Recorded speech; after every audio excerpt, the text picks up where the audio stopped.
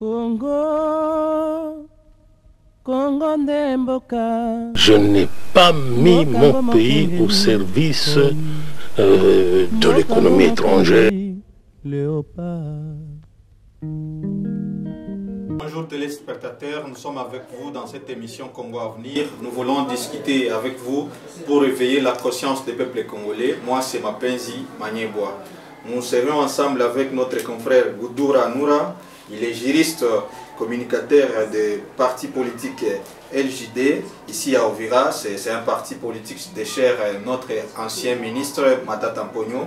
Monsieur Noura, bonjour. Oui, bonjour. C'est avec vous qu'on doit discuter aujourd'hui sur un sujet très intéressant qui va permettre à ce que les Congolais et Congolaises d'avoir des notions nécessaires et envie de comprendre les enjeux de la guerre à l'est de la RDC. Est-ce que vous pouvez avoir un mot à dire à nos téléspectateurs avant d'entrer dans le vif de notre sujet? Oui, bien, la guerre à l'est, c'est quelque chose qui date de longtemps et c'est connu par la plupart des Congolais, mais aussi des Congolaises. Et c'est de la diaspora et ceux qui sont aujourd'hui dans les pays. Bon, la guerre à l'est a commencé, nous savons tous, il y a ceux-là qui ont vécu la situation en présence de nous, et il y a ceux qui l'ont lu. Et voilà, c'est un mouvement qui a commencé dans une date aujourd'hui qui ne dépasse pas 10 ans, alors qui revient encore après ces 10 ans. Voilà, avec ces mouvements qui fait vraiment rage à l'est du pays, c'est une agression de la part du Rwanda en RDC, ce n'est pas un conflit interne du pays. Alors, quant à ces mouvements, je vais inviter les Congolais, mais aussi les Congolaises, à être vraiment conscientisés, à accompagner, mais aussi les commandants suprêmes, parce que c'est une affaire qui engage tous les Congolais et Congolaises dans ce pays.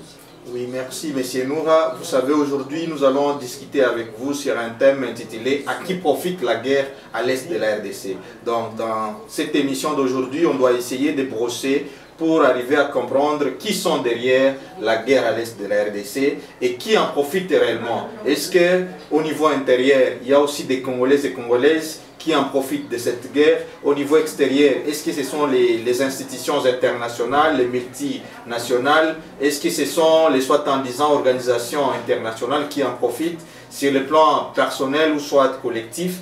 Donc, ce sont ces questions qu'on doit se poser sur base des thématiques qu'on doit essayer un peu de brosser aujourd'hui. Alors, pour commencer, je vous demanderai à ce que vous nous donniez un peu l'historique de la guerre à l'est de la RDC en quelques minutes. Oui, l'historique de la guerre en RDC a commencé depuis 1994, en 1996, lorsque l'AFDEL est venu avec son mouvement, mais aussi avec les présidents Mzee Laurent Désiré Kabila pour renverser le pouvoir de Mobutu. Après que Mobutu était renversé, mais voilà, c'est en 1998 que Son Excellence, Monsieur le Président, aujourd'hui décédé, a procédé par un processus de renvoyer tous ses collaborateurs, Tutsis, mais aussi Rwandais, y compris Ougandais, qui l'ont aidé à renverser M. Mobutu. Mais voilà, c'est ça l'origine et donc le début de la guerre ici chez nous en République démocratique du Congo, en particulier à l'est du Congo. Merci. Mais nous savons tous avec l'historique, comme vous venez de dire, vous avez évoqué les cas de Mzee Laurent Désiré Kabila qui est entré au pouvoir grâce à l'émanation ou soit à l'assistance militaire et politique du Rwanda, de l'Ouganda, mais aussi de la communauté internationale. C'est vrai, après une année, il a essayé un peu de refouler les Rwandais qu'il était avec, mais ce n'est pas tous les Rwandais qui ont rentré dans leur pays d'origine. Il y a ceux-là qui se sont infiltrés, les autres ont essayé de vivre comme des civils et nous avons vu Après la mort de Laurent Désiré Kabila en 2001, on a eu le nouveau président Joseph Kabila. Vers les années 2003, il y a eu quand même ce que nous avons appelé la combinaison des idées politiques avec les 1+4. On a eu les mêmes mouvements qui se sont créés en RCD et qui, par après, on a essayé d'infiltrer, si je peux utiliser ce terme, avec le système politique de mixage, mais aussi de brassage. Ces mêmes soldats, ces mêmes figures politiques et militaires ont figuré dans le gouvernement congolais. Est-ce que ces militaires-là, rwandais, qui sont aujourd'hui des militaires congolais, ne sont pas aussi parmi les causes de l'insécurité à l'est de la RDC? Oui, bien, ça fait aussi partie d'une des causes de l'insécurité en RDC parce que le gouvernement rwandais est venu appuyer son excellence et aujourd'hui décédé, monsieur le président Laurent Désiré Kabila. Ce n'était pas juste pour d'une manière moins catholique, mais plutôt c'était d'une manière de contrepartie. Le but c'était de leur donner l'Est comme contrepartie après que monsieur son excellence est aussi décédé aujourd'hui, monsieur le président Mobutu.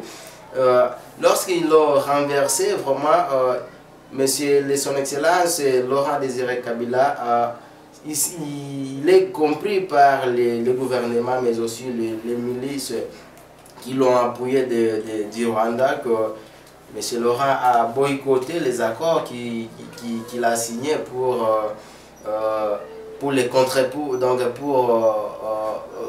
juste donc au respect des contreparties sur les points donc après avoir renversé le pouvoir. Alors lorsque cela a été constaté, mais voilà, cela a fait vraiment ce qu'il y ait la mort de son excellence, monsieur le président aujourd'hui décédé. Alors cela avait fait, après qu'on a vécu beaucoup de problèmes et aussi la guerre de l'RCD, pour qu'il y ait aussi un climat de paix, ils étaient appelés à passer, donc aller à son site pour signer des accords qui pouvaient vraiment intégrer les militaires rwandais aujourd'hui qui travaillent ici chez nous au Congo dans notre force régalienne et qui aujourd'hui nous amènent des problèmes qui dérangent en particulier en généralité le Congo. Alors, messieurs, si nous pouvons analyser bien, nous sommes tous Congolais et nous devons quand même nous dire la vérité en face. Le régime de Laurent Désiré Kabila a essayé de tout donner au Rwanda et à l'Ouganda. Mais il n'était pas satisfait jusqu'à ce qu'on a tué. Nous sommes entrés dans le régime de son fils, le régime Kabila, le Kabila Kabange, qui est sorti en 2019. Dans le régime Kabila de 2001 jusqu'à 2019, nous avons eu tous les théâtres possibles qui a permis à ce que les soldats rwandais, ougandais puissent intégrer dans l'armée congolaise. Avec l'événement de la RCD, la plupart des militaires rwandais ont eu l'accès dans le gouvernement congolais. Certains sont devenus des agents de l'État dans des grandes institutions, notamment DGM, OCC, SNEL et autres. Mais vous allez comprendre avec moi qu'en 2012, ce sont ces mêmes gens qui se sont encore créés des mouvements rebelles appelés CNDP. Est-ce que vous comptez qu'aujourd'hui, avec ce qui se passe comme dialogue entre l'EAC avec le nouveau président kenyan, William, qui commence à dire que non, il faut que le président Tshisekedi puisse faire le dialogue, est-ce que vous trouvez qu'il y aura une solution nécessaire par rapport à ce que le président kenyan est en train de proposer à Tshisekedi? Oui, bon, cette proposition, c'est une proposition qui ne fera vraiment pas une solution à ce qui nous dérange, à ce qui nous attaque aujourd'hui, donc au problème à qui le Congo traverse aujourd'hui. Parce que c'est un problème qui est de longtemps, c'est un problème auquel on a déjà pris tant des accords qui ne donnent pas jusqu'à présent des solutions. Alors si nous abordons et que nous marchons sur les orientations données par les présidents à qui je dois beaucoup de respect du Kenya. Bon, je crois que ça ne va pas vraiment nous amener une bonne solution et nous amener donc à une paix cherchée depuis longtemps. Donc, procéder à cette manière de réconciliation et autres, vraiment ce n'est pas un processus qu'il faut procéder pour que la paix revienne en République démocratique du Congo. La procédure qu'il faut juste, mais aussi que nous donnons aux autorités de notre République démocratique du Congo, qui est notre pays, c'est de défendre l'intégrité territoriale, parce que ce sont eux qui ont habilité à le faire, mais aussi nous les patriotes, par notre détermination et vigilance qui fera à ce que ce pays soit un jour un pays ayant une paix qu'on cherche toujours. Je continue en disant que vraiment le processus donné par Son Excellence, ce n'est pas un processus qui va nous amener vraiment au but poursuivi, au but que nous cherchons. Oui. Nous avons aussi la question de la diplomatie improductive, parce que ça fait au moins plus de 20 ans que la RDC est en train de créer des alliances, des accords pour permettre à ce qu'il y ait quand même la paix au niveau de l'Est de la RDC. Nous avons vu avec l'arrivée du président Tshisekedi, il y a eu plusieurs voyages à l'extérieur, notamment en Europe, aux États-Unis, en Asie, ici en Afrique. Il a fait beaucoup de voyages. Et parmi les motifs qu'on devrait souvent brandir, c'était il était en train de faire ces voyages pour améliorer ou soit encore rendre la diplomatie congolaise une diplomatie d'efficacité. Mais aujourd'hui, nous rendons compte que cette diplomatie n'arrive pas à produire. Qu'est-ce que vous conseillez au niveau diplomatique par rapport à ce que le gouvernement peut mettre en place pour permettre à ce que vraiment la paix puisse être à l'est de la RDC? Oui, le gouvernement, quant à lui, est appelé à avoir avec lui ce que nous appelons le leadership. Le leadership, c'est une chose donc, qui permet à toute personne, aux dirigeants, à des organisations de faire les choses bien. C'est une chose que nous appelons vraiment au gouvernement d'en tenir compte et d'être vraiment le leader afin d'avoir un gouvernement meilleur, parce que c'est une affaire qui nous engage tous. Oui, il y a aussi la question par rapport à notre thématique, à qui profite la guerre à l'est de la RDC? C'est ça notre thématique. Nous avons déjà essayé de voir sur le plan historique les causes de l'insécurité à l'est. On a essayé un peu de voir des éléments qui nous ont amenés jusqu'à aujourd'hui en 2022. Et on parle aujourd'hui d'M23, on parle de FDLR, on parle de Nyatura, on parle de mouvements terroristes, on parle aussi des groupes armés locaux. Tout cela crée l'insécurité et fait à ce que la paix ne puisse pas régner en RDC. Alors, la question centrale que nous nous posons, à qui profite cette guerre à l'est de la RDC? Quelle serait votre réponse par rapport à cette question? Cette guerre, je répète encore en disant, ce n'est pas un conflit interne, mais plutôt c'est une agression de la RDC par le Rwanda.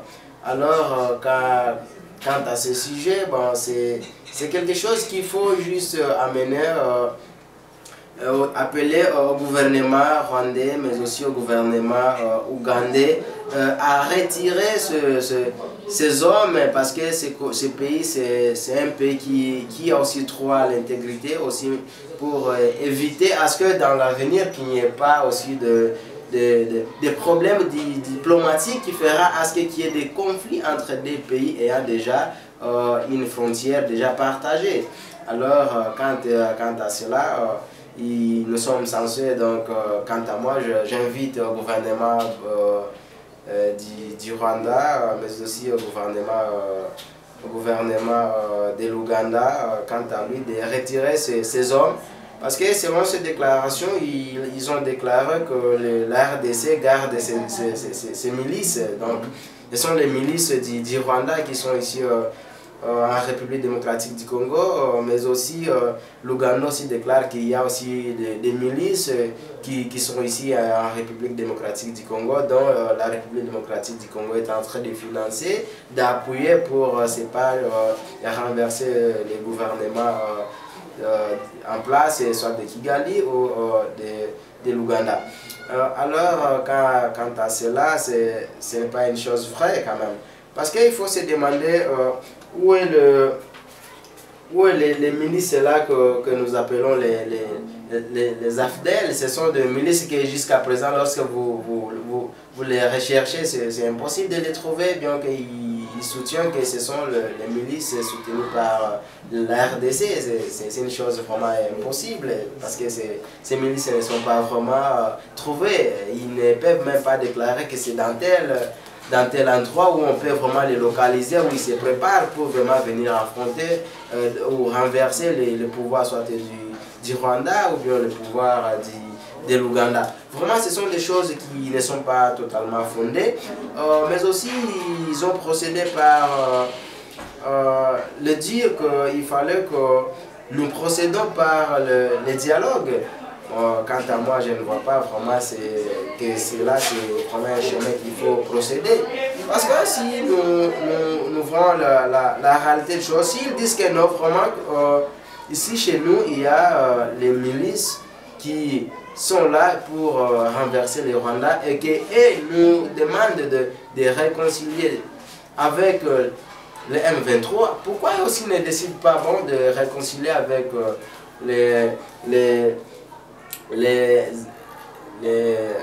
on les appelle quoi, les milices, les ADF, les FDLR. Pourquoi ne pas vouloir aussi réconcilier pour qu'ils retournent dans leur pays? Mais ils nous obligent, nous, de réconcilier avec l'M23, chose qu'on a déjà eu à faire longtemps, qui n'apporte absolument pas une bonne solution. Donc il nous peut. On a procédé par les intégrer dans l'armée, vous savez, avec les mouvements de messieurs Kunda Batwari, avec les mouvements de Kunda Batwari, mais aussi avec les mouvements de Bosco Taganda, les M23, aussi avec les mouvements d'Adolphe Mouzito.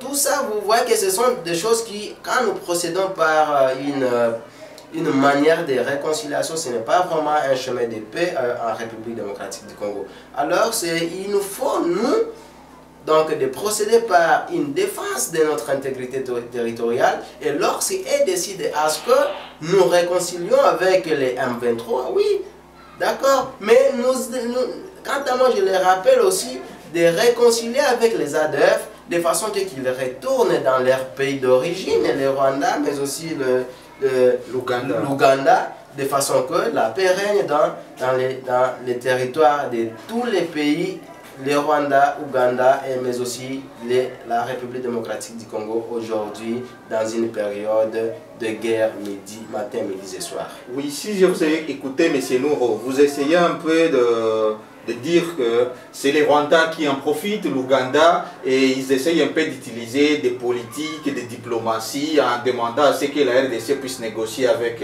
les rebelles. Mais je suis dans la même logique que vous. Si vous regardez bien, nous avons eu les génocides au Rwanda, c'est depuis 1994. Mais jusqu'à maintenant, je n'ai jamais vu au niveau du Rwanda qu'il y ait quand même un dialogue entre les Hutus et les Batutsi. Or, cette guerre, ces génocides de 1994 a eu beaucoup plus de morts, il y a eu beaucoup plus de dégâts. Il faudrait à ce que la communauté internationale, l'Union européenne, puisse quand même aussi demander au Rwanda de faire un dialogue communautaire entre les Bahutus et les Batutsi, mais aussi demander au Rwanda qu'il puisse dialoguer avec les rebelles les FDLR.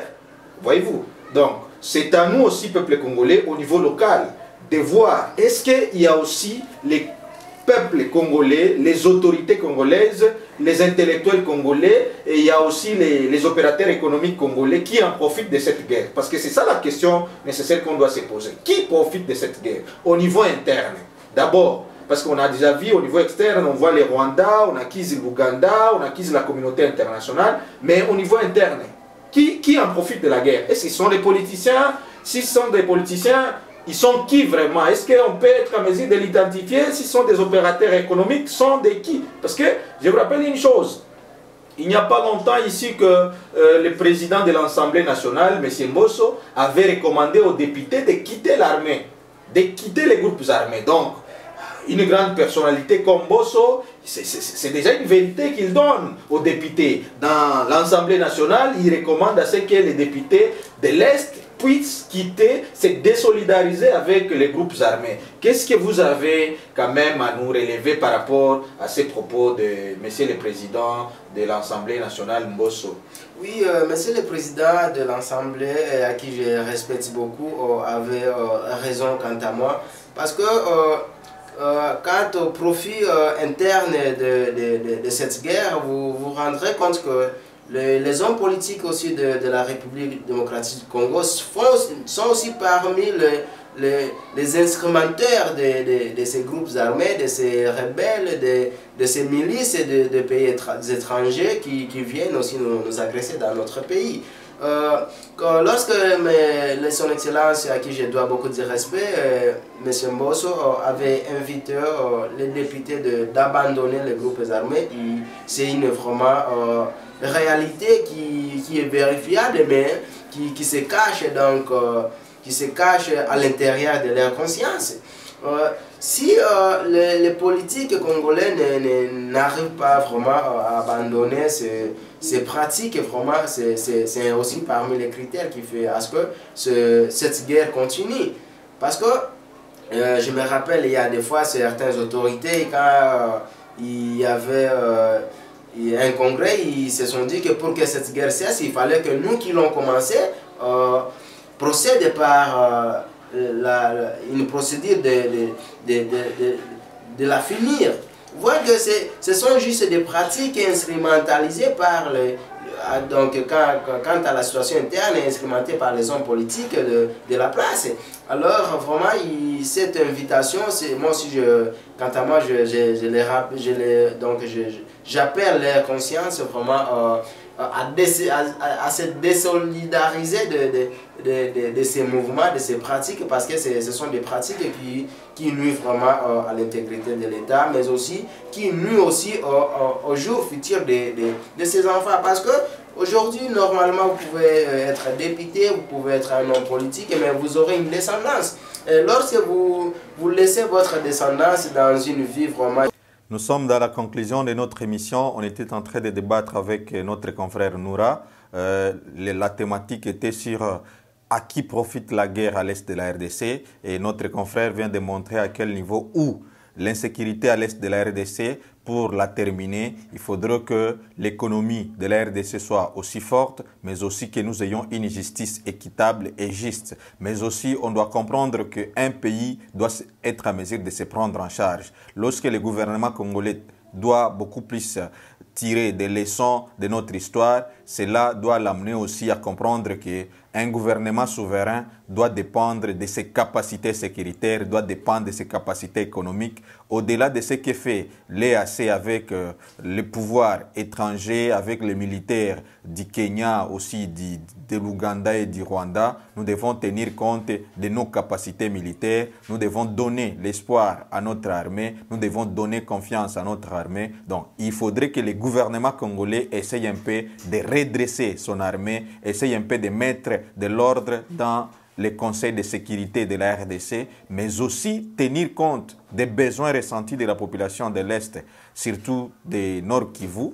Et c'est à nous tous, peuple congolais, de comprendre que l'ère n'est plus de dire que non, voilà, tel a l'erreur, mais l'ère est pour nous tous de se mettre en commun pour lutter contre l'insécurité et faire en sorte que notre pays soit un pays souverain, un pays où on peut prendre en charge les peuples et surtout sécuriser la population, non seulement de la province de Nord Kivu, mais de toute la République démocratique du Congo. Voilà, nous arrivons à la fin de notre émission Congo Avenir.